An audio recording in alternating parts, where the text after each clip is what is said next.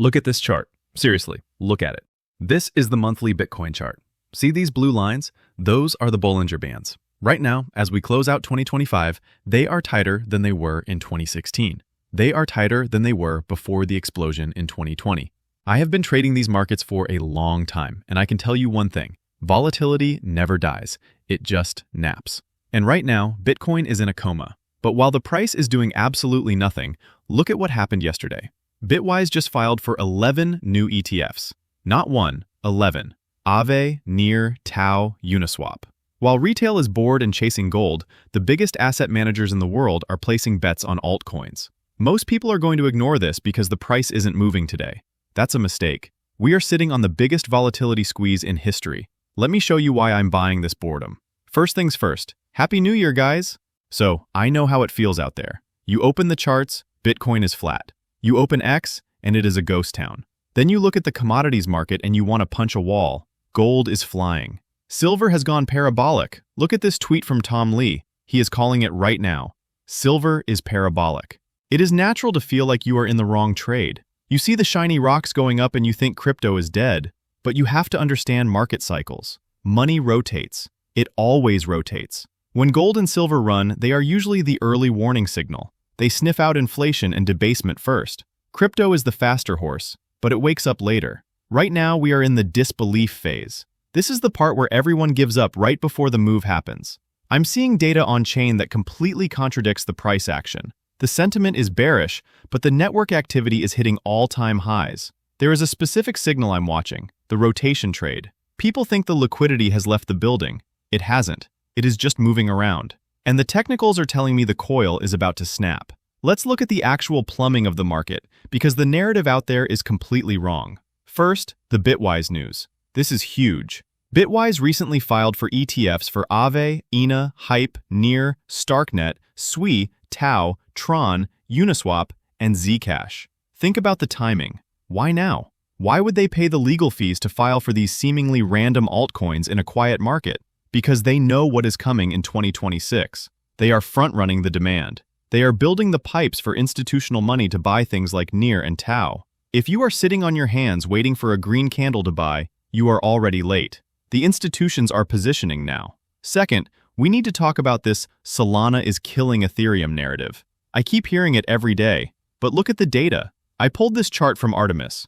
Look at the flows for the last 24 hours. Solana had outflows of $643 million. $500 million left the ecosystem in one day. Meanwhile, who's the leader in net inflows this year? Ethereum.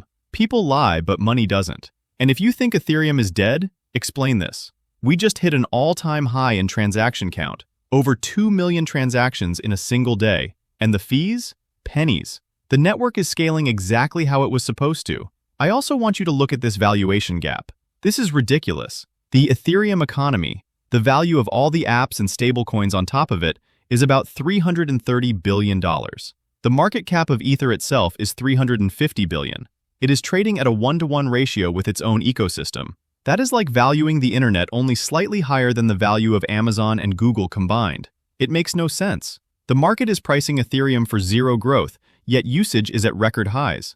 And zoom out one more time. Look at the Bitcoin adoption curve. We are at 4.7% global adoption. We are literally right here, where the internet was in 1999. So, you have Bitwise betting on alts, you have actual capital fleeing Solana and going back to Ethereum, and you have us sitting at the very bottom of the adoption S-curve. The fundamentals are showing buy signals, even if the price is whispering sleep. All right, enough talk. Let's look at the charts, because this is where I put my money. Go back to that monthly Bitcoin chart. I cannot stress enough how rare this is. The Bollinger Bands measure volatility. When they get this tight, it is like compressing a spring. We saw this in 2016, boring sideways chop for months, then boom, parabolic run.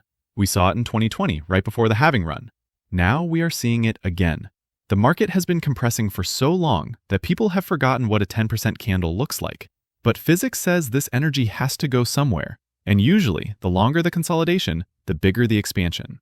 Now, why do I think it breaks up and not down? Look at the MVRV Z-Score. This is my favorite long-term indicator for Bitcoin. It measures if we are overvalued or undervalued relative to the realized price, essentially the average cost basis of the network. We're down here, close to -3. Historically, buying Bitcoin when the Z-score is this low has practically zero downside risk over a 2-year time frame. We are not at the top of a bubble. We are scraping the bottom of the value zone. Then look at the Ethereum setup. There is a signal called the Smart DCA. It just flashed. Every time this signal flashes, here in 2022, here in 2025, it marks a local bottom. It is basically telling you that the risk-reward ratio is heavily skewed in your favor. And check out the total value locked dominance. Ethereum still controls 63% of all value in crypto. $68 billion locked. Solana has $8 billion. I'll be honest with you, the price chart of Ethereum against Bitcoin is not the prettiest thing in the world. But when you combine the Smart DCA buy signal with the fact that fees are low and transactions are at records, this looks like a classic capitulation bottom. The weak hands have sold. The tourists are gone. So technically, we have a historic volatility squeeze on Bitcoin paired with deep value readings on the MVRV. That is a powder keg. So what am I doing with this info? I'm keeping it simple. For the next few months, specifically Q1 2026, I'm betting on the rotation. I think the silver and gold run is going to spill over. Profits from commodities will find their way into Bitcoin as a higher beta play. I'm accumulating Bitcoin here. I'm not trying to time the exact bottom tick. I see the Bollinger squeeze. I see the low Z-score, and I just buy. If it goes lower, I buy more. I'm treating this sideways chop as an accumulation zone, not a waiting room. For Ethereum, I'm overweight. I know everyone hates it right now. That is exactly why I like it.